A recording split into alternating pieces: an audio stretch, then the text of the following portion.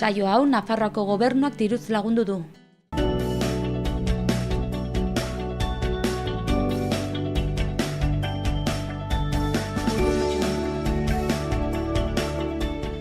Arratsaldeon guztioi eta ongi etorriak Xaloa telebistara egunez egun Iruñerriko txaketa zaratak saioan gaituzue. Gaur maiatzak 18 dugu, osteguna eta gaurko elkarrizketen tartean bi protagonista izanen ditugu. Lehenik eta behin asteburuko hitzordu batekin eginen dugu aurrera. Nafarroako bigarren azoka ekologikoa ospatu eginen da asteburu honetan, Iruñeko autobus geltoki zarrean izanen da hitzordua eta azoka honetan parte hartuko duen pertsona batekin egoteko aukera izanen dugu, Miren Lizasoinekin izanen gara. Eta ondoren, memoria lekuak aztertu eginen ditugu Navarraldeko kolaboratzaileen aldetik. Gaurkoan, Angel Rekalde izanen dugu Navarraldeko zuzendaria. Hori eta gero zaratak tartean gaurkoan ostegunero bezala saretik izanen dugu, eta hori dena baino lehenago egunero bezala lerreburu nagusiak Aitziber Iturriarekin. Arratsaldeon Larraiz, hauexe dira gaurko egunak utzizkigun lerroburuak.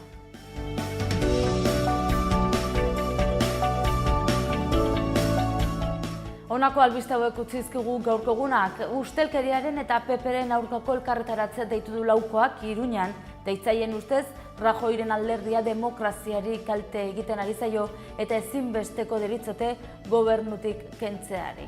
Bertzalde gaur bertan Eneko Konpainsek deklaratu du auzitegian tortura salaketak medio konstituzionalak tortura salaketak hobeto ikertzeko agindu zion bere garaian Iruñeko auzitegiari. Eta gaur Iruñan foro soziala izanen da eta bertan egonen da Brian Kurrin. Martxoan Donostian egin zuten foroaren ondorioak aurkeztuko dituzte gaur bertan.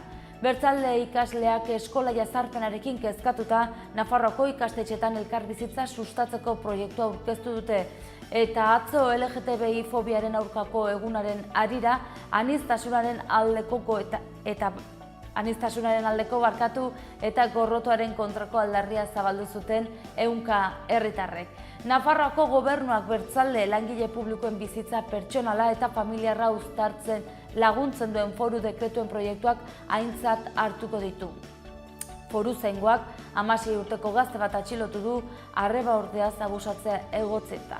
Galaxiako lorategi aurrengo ekainaren 9an irekiko dute. Iruñan Yamaguchi parkean egonen den lorategia 2300 zugaizkekin ari dira osatzen.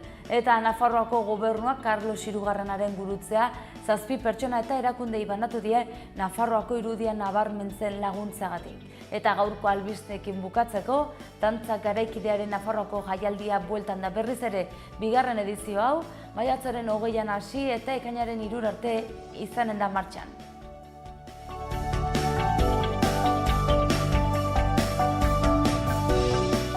Eskerrik asko Aitziber Iturria, orain egunkarietako azalekin aurrera eginen dugu. Gaurko Diario Navarra egunkariari dagokionez, hauxe dio lerroburu nagusiak, kirol apustuekiko mendekotasuna hazi eginda Nafarroako gazteengan. Nafarrek 54 kakotx 7 milioi gastatu zituzten apustu mota hauetan 2016 urtean. Bestalde gaurko argazkiko protagonista historia gordin bat dugu, etxera itzuli nahi ez zuen aurra 11 urterekin etxetik joan zen tuteran eta adarrekin txabola bat eraiki zuen soro batean bertan gaua pasa egin zuen. Eta hortxe dugu aipatutako txabola horren argazki nagusia. Goiko aldean bestalde, Carlos Hirugarrena gurutzea emanen zaien pertsonak ageri zaizkigu, argazkiekin eta guzti, eta bukatzeko 3 albiste gehiago nabarmenduko ditugu, batetik foru gobernuaren milaka zuzendaritza meritu lehiaketara pasako dira, bestalde trafikok 0,0ko tasa aztertzen ari da profesional eta nobelentzat, eta bukatzeko konstituzio auzitegiak plusbaliaren indargabetzea Espainia osora zabaldu du. Eta bestelako kontua gaurko Diario Noticias egunkarian, lerroburu nagusiak hauxe dio, iruzurraren aurkako protesta antolatu dute larunbata honetarako sindikatu alderdi eta kolektiboek. Aldaketaren aldeko alderdiek babesten dute mobilizazioa PSN kenduta. Nafarroako kutxa eta Manuel Pizarro Granadosen agenda susmagarrian ageri dira. Bestalde, beste lerroburu txikiago batean, Iruñeko udalgobernua ahultzeko Kuenkaren abiadura mugatzeari dagokionez UPN eta PSN alde agertu dira. Eta bukatzeko gaurko argazkiko protagonistak hortze ditugu Mercaderes kalean, aniztasunari errespetua, orientazio sexualagatik diskriminazioaren aurka aldarrikapena. Eta esan bezala, atzo mobilizazioa izan zen Mercaderes kalean eta hortxe ikusi dezakegu argazki handi batean. Eta Frantzia gaurko protagonista nagusi gara egunkarian, lerroburu nagusia hauxe dio, PSE-koa izanen da barne ministroa eta eskuinekoa beste bat ekonomian. Emmanuel Macronek ideologia zabal bateko gobernua osatu du gizarte sozialaren ekarpenarekin eta Filipen gidaritzapean. Kontu gehiago ere badauzkagu azalari begira, Donald Trump seinalatu dute FBI-ren ikerketa bat ixteko eskaera egiteagatik. Bestalde, kirol kontuetan, Omar Fraile garaipen erraldoi batekin agertu da Apeninoetan eta bukatzeko heriotza zigorra den adierazpena gaitzesteko eskatu du Sarek Gasteizen. Eta berria egunkariari dagokionez, lerroburu nagusian ere Frantziako albistea dugu, Frantziako justizia ministro berria Euskal Auzien gertuko ezaguna da. Macronen gobernua 11 gizon eta 11 emakumeek osatuko dute, horien artean justizia gaiak hartu ditu François Bayrok hezkuntza ministro izandakoak, euskal gaietan maiz eragin du eta askok dute harremana harekin. Gaurko argazkiko protagonistak itsasoan ondoratutako legeak nazioarteko uretan salbamendu bat egiten ari zela maiatzaren 10ean Sea-Watch 2 ontziaren kontra jo zuten Libiako kostazain batzuek eta beraiekin eraman zituzten migratzaileak, Eibarkoa eta Eskifaialkoa den kide batek azaldu duenez. Eta bukatzeko joan gaitezen Euskal Herri Irratiko lagunen agerkarira. Goiko aldean Joseba Ziron Iruñeko alkatari egindako elkarrizketa dugu, hauexek beraren adierazpenak aldaketa martxan dago eta funtzionatzen du. Bestalde, Brian Kurrin izanen da gaur Iruñean foro sozialean, eta bukatzeko jendetza elkartu da LGTBI fobiari aurre egiteko eta hainbat irudi ditugu.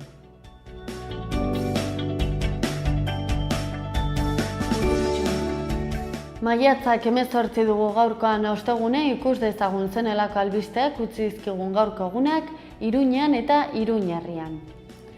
Iruñarekin hasteko galaxia kolorategia ekainaren 9tik aurrera herritarrendako zabalik egonen da UNESCOk azken zuhaixka landatu ondoren Yamaguchi parkean.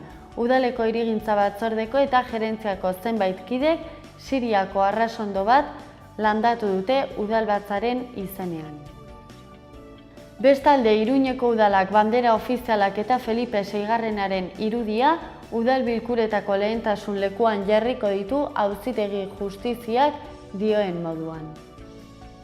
Eta San Fermin kontuekin jarraituz, San Ferminetan informazio gune bat irekiko da alkohol eta drogen kontsumoak sor ditzaken arriskuak saihesteko uztailaren 6tik 13ra jarriko dute informazio gune hau. Eta San Fermin kontuak alde batera utzi gabe, San Ferminetako maiko kolektibo eta elkarteak maiatzaren 22 arte izanen du epea txupinazoa botako duen pertsona proposatzeko. Bestalde, Iruñeko udalak diruz lagunduko ditu Pirinioetako zeharkaldian parte hartzen dutenak anaitasunak gaur aurkeztuko du ekimen hau arratsaldeko 8etan Gaztediaren etxean. Eta Mendillorriko Zibiboxean Iruñeko zuhaitz-zaharrak aztertuko dituzte, arratsaldeko 7etan izanen da eta hitzaldia Mikel Belaskok emanen du gaur. Eta gaurko beste hitzaldi bat ere, Porune ekonomia mas humana, gaur izanen da Gaztediaren etxean arratsaldeko 7etan Alboan fundazioak eta 6 elkarteak antolatutako hitzordua da. Eta bestalde, Iruñarrok jaialdirako 5 abonu bikoitz zozketatzen ditu Iruñeko udalak, irubebikoitza iruñakulturada.eus web orrian parte hartu daiteke maiatzaren 23 bitartean. Eta Iruñeko udalak instituzio eredugarria izan nahi du eskubide berdintasunean eta orientazio sexual ala genero identitatearen diskriminazioaren aurkako konpromezuan. Enbizi enpresak eskaintzen duen zerbitzua kudeaketa publikora igarotzeko adierazpena onartu du Iruñeko udalak. Bestalde, hirigintza batzordeak berehalako esku-hartza eginen du Iruñeko 7 kaleetan kotxe harrapaketak heriotza eragin duelako. 5 hilabete baino lehenago esku hartuko dute eremu horietan. Eta joan gaitezen Uharte aldera, deialdia igerilekurako bono sozialak 2017ko udari begira Uharte eta Esteribarko zerbitzu mankomunitatean. Eta bestalde 21. kirolastea ospatuko dute Uharten, maiatzaren 20-tik 28ra eginen da aste hau eta egitarau zabala antolatu dute. Uharte alde batera utzita joan gaitezen Elortzibarra aldera, hiri eta landa kontribuzio zerga ordaintzeko epea maiatzaren 31 bukatuko da. Eta bestalde, Bidezarra aldizkariaren 85. alea kaleratu dute eta udal web orrialdean daukazue. Eta ostegunero egin nahi dugun moduan, parlamentura joateko ordua iritsi zaigu, aste honetan Baskuentzaren legearen inguruan hitz eginen dugu politikari desberdinekin, batetik Iñaki Iriarte UPN alderditik izanen dugu, eta bestalde batetik Geroa Bai alderditik Unai Ualde. Bueno, pues agian joan beharko gara pentsatzen aldatzean. Egia da, horretarako ezinbertzeko jotzen dudala kontsentso zabal bat ematia, eta ez bakarrik gehiengo absoluto bat. Nire irudikoz, gure irudikoz, lege berriak oinarri gisa izan beharko du zonifikazioa. Jakin badakit, sektorean itzentzat, zonifikazioak implikatuko lukela zombifikazio bat, edota eskubide berdintasunean haustura bat ematia, zeren eta erraten bai da, Nafarroi ematen zaizkigula eskubide desberdinak zonalden arabera. Niri irudikoz alderantziz, zonifikazioak islatzen du errealitatea. Hau da, euskaraz dago presente, era berdinean Nafarroko zonalde guztietan. Eta Europa osoan zehar halako egoerak ematen direnean, hizkuntzak ez dira errekonozituak egin berean. Orduan hori, nire irudikoz, agian legea aldatzeko tenorea aigatu dela, baina ezinbertzeko izanen da kontsenso zabal bat ematia. Bueno, guk uste dugu, hala da, Baskuentzeren legea 1986tik indarrean dago, hau da duela 3 hamarkada, eta, jakina denez, lege hau Nafarroa 3 eremutan hizkuntzaldetik zatitzen du. Eremu batean euskara ofiziala da, beste batean ez, eta bestean egoera misto bat gertatzen da. Guk uste dugu hau ez dela ulergarria. Hau da, euskara hizkuntz propio bat da Nafarroan gaztelera bezala, eta Nafarro osoan ofiziala izan beharko litzateke. Baina egia da, guk horrela ustez, gaur egun ez dago parlamentuan lege hau bertan bera botatzeko beharrezko 26 bozkak. Beraz, hizkuntz politikan, hizkuntz arloan, euskararen normalizazioan aurrera pausuak emateko beste ekimen batzuk asmatu behar ditugu. Bai, nire irudikoz aldaketak egiten ari dira sobera pentsatu gabe eta harrapala daska. Berdin zait Zizurren gertatu dena, edota Mendigorrian gertatu dena. Hau da, niretzat oso auzi serioa da. Eta halako aldaketa bat planteatzen denean, oinarritu beharko litzateke deusaitzen errealitate soziolinguistikoan, eta aldaketa egokitzat joz gero, eman beharko litzateke debate sosegatu eta lasai baten ostean, eta kontsentso zabal batekin. Ezean sar gintezke gerra linguistiko batean, eta gerra linguistika hori oso txarra izanen da konbibentziarako eta oso desegokia izanen da euskararako. Guk uste dugu udalen eremuaren aldaketaren lege aldaketa puntual honekin frogatu dela udalei aukera eman zaionean askok eremu ez euskaldunetik eremu mistora pasatzeko akordioak hartu dituztela, libre eta demokratikoki. Eta hau frogatzen du Nafarroaren biztanlego arrunta euskararekiko duen jarrera ez dela alderdi batzuk esaten dutena. Oso urrun dago. Euskara ez da mehatxu bat bezala ikusten, ez da inposizio bat bezala ikusten, baizik eta normaltasunez eta altxor bat bezala ikusten da. Gure ustez garrantzitsua da gaur egun eremu mistoa daukan 53 udalerriei 53 udalerri gehiago batzea, zeren eta hori suposatzen du 40.000 Nafarroako biztanle inguru bere hizkuntz linguistikoak bermatuagoak ikusiko dituztela. Aste honetan, Unai Uhalde Geroa Bai alderditik hautatutako gai baten inguruko azalpenak emanen dizkigu.